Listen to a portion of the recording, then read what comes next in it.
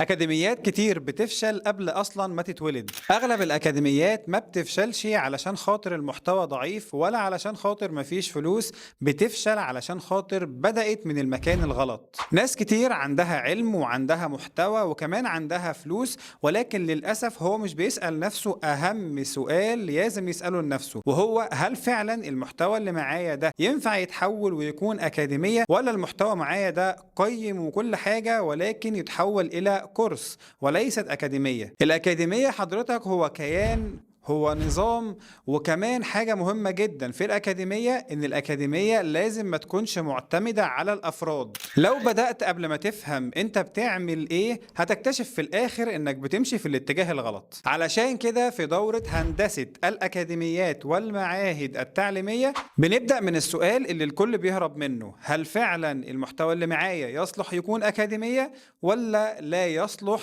يكون أكاديمية؟ ما تضيعش وقتك وخش على طول على قناة اليوتيوب دلوقتي وهتلاقي كورس في غاية الروعة اسمه هندسة الأكاديميات والمعاهد التعليمية. اتفرج عليه هيجاوبك على كل الأسئلة دي.